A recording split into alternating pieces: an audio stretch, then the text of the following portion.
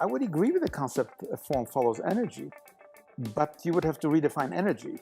To me, it's not just the energy of the sun, it's not the energy of the earth. It's human energy, and it's actually transcendent energy which we don't even have, an absent energy. So yes, form follows energy, but the energy is a vast symbol that stands for such a complex thought. Once upon a time, one would say form follows the divine, and that would have been defined as the energy of space, the energy of a city. We don't have those vocabularies, but if you allow the word energy to be wide enough to cover everything from the most human, most intimate, most vulnerable, to the most technical and scientific, then I would say yes. And I'm working on a project with Richard Leakey, the great anthropologist, in Africa, at the origins of mankind, the Turkana, North Kenya, where we all come from. All the human DNA comes from this area.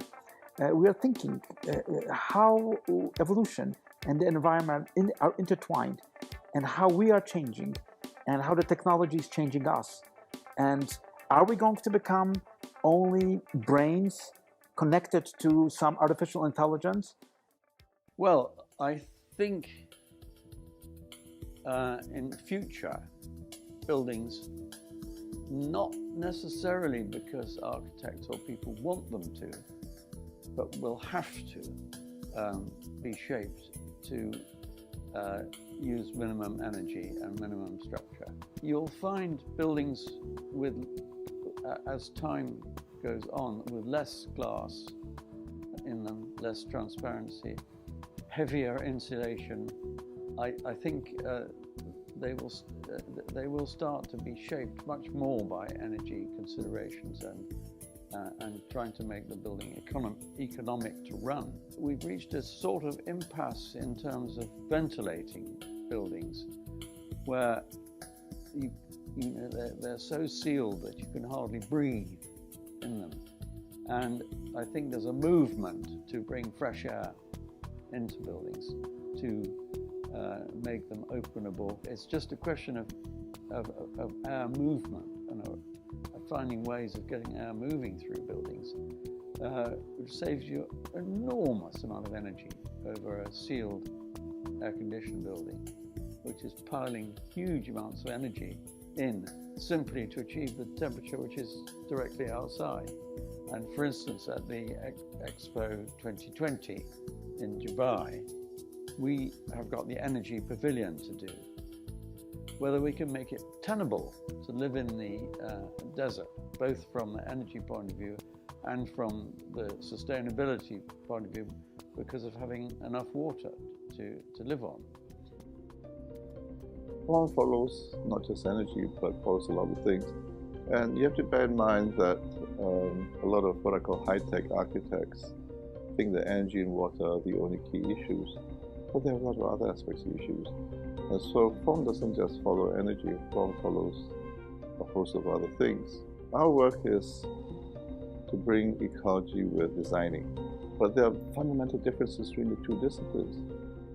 Designing has to do with fulfilling a set of problems that we set with a particular project, and designing has to do with efficiency, has to do with aesthetics. Design, first of all, has to be functional. If it doesn't work, it's a useless design.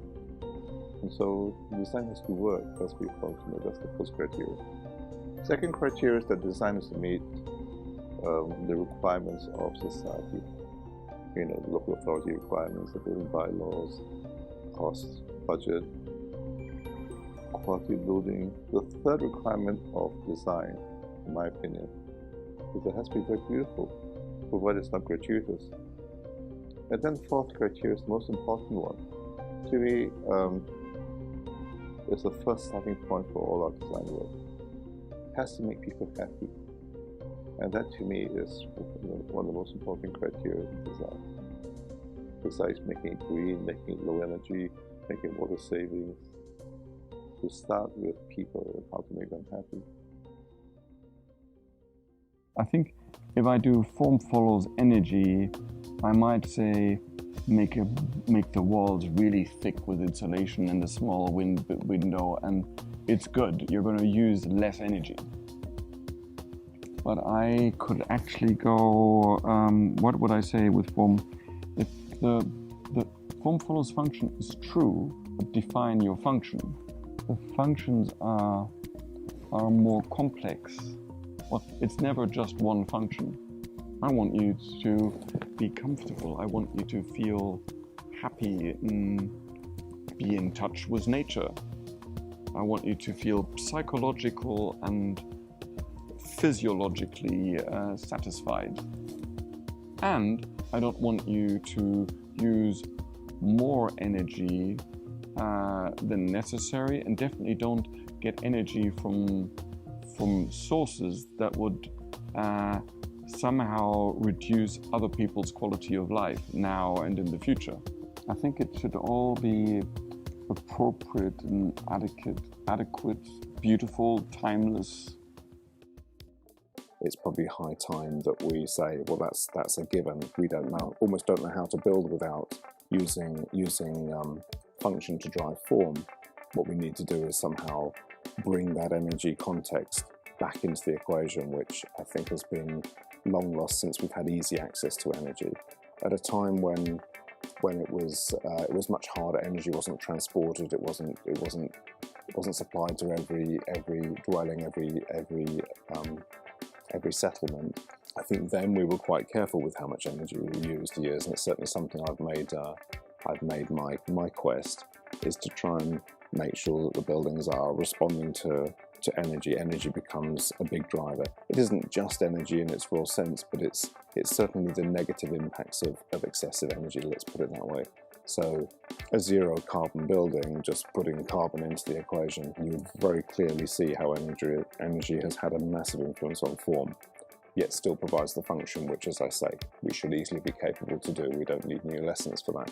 If you take a residential building in a soft California climate, you can control daylight, you can control solar gain, you can control heat loss in ways that are purely energy and form driven. But where there's less than 50% of the year that you can use passive techniques to control the internal climate, the systems are likely to have a stronger influence or certainly noticeable in the form.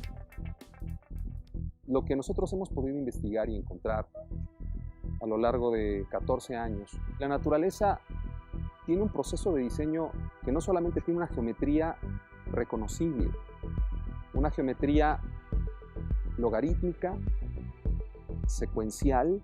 La naturaleza ha venido resolviendo por sí misma la transformación de la energía. La arquitectura, en la forma en la que estamos aprovechando la luz, la temperatura, la dirección y velocidad de los vientos dominantes, el comportamiento de los materiales del lugar, la aplicación de determinados sistemas que se incorporan al diseño arquitectónico, pues realmente está siendo ahora la consecuencia de entender cómo se transforma la energía. Los edificios también son una consecuencia de aplicar esta filosofía de que la forma sigue la energía. Hemos tenido oportunidad de diseñar proyectos de gran escala, un pedazo de ciudad con un diseño para la generación de microclimas y al mismo tiempo como un conjunto que es un gran organismo vivo y que al mismo tiempo aplique como un gran exoesqueleto del propio cuerpo humano. Eso es lo que me permite afirmar como mi conclusión que la forma sigue la energía.